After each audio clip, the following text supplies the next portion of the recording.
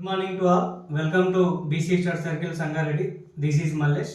So ఈరోజు Indian పాలిటీలో భాగంగా ఒక ముఖ్యమైన అంశం గురించి మాట్లాడుకుందాం.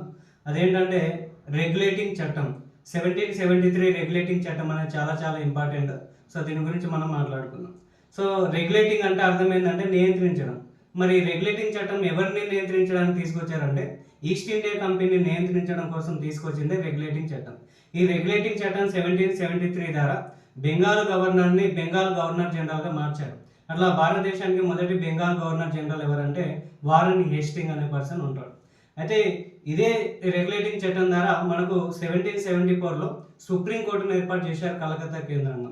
ఈ సుప్రీంకోర్టులో 1+3 అంటే ఒక ఆయన ప్రధాన న్యాయమూర్తి ఉంటారు, ఒక ముగ్గురు ఇతర న్యాయమూర్తులు ఉంటారు. ఇక్కడ ఒక ప్రధాన న్యాయమూర్తి ఎవరు అంటే సర్ ఎలిజా ఇంపే అనే పర్సన్ ప్రధాన న్యాయమూర్తిగా పనిచేశారు.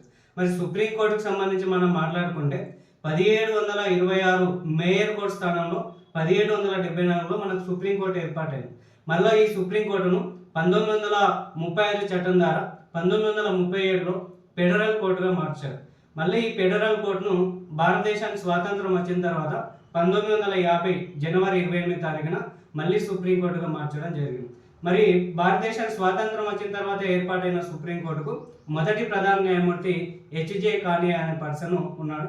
మరి ప్రస్తుతం భారతదేశానికి సుప్రీంకోర్టు ప్రధాన న్యాయమూర్తి ఎవరు, సిజేఐ ఎవరు అంటే సో జస్టిస్ సూర్యకాంత్ అనే పర్సన్ మనకు 53వ పర్సన్గా పనిచేయడం జరుగుతుంది. మరి 52వ పర్సన్ ఎవరు అంటే బిఆర్ గవాయ్, 51వ పర్సన్ ఎవరు అంటే సంజీవ్ ఖన్నా, సో 50వ పర్సన్ ఎవరు అంటే వైవి చంద్రచూడ్, సో 49వ పర్సన్ ఎవరు అంటే యుయు లలిత్, సో 48వ పర్సన్ ఎన్వి రమణ. సో ఈ విధంగా మనం వాళ్ళను గుర్తించుకోవాలి. సో అదేవిధంగా ఈ 1773 రెగ్యులేటింగ్ చట్టం ద్వారా మనకి ఇంకేం చేశారంటే ఎగ్జిక్యూటివ్ కౌన్సిల్ అనే దాన్ని తీసుకోవడం జరిగింది. ఈ ఎగ్జిక్యూటివ్ కౌన్సిల్లో 4 ఉంటారు. వీళ్ళు గవర్నర్కు సపోర్ట్గా ఉండడం జరుగుతుంది.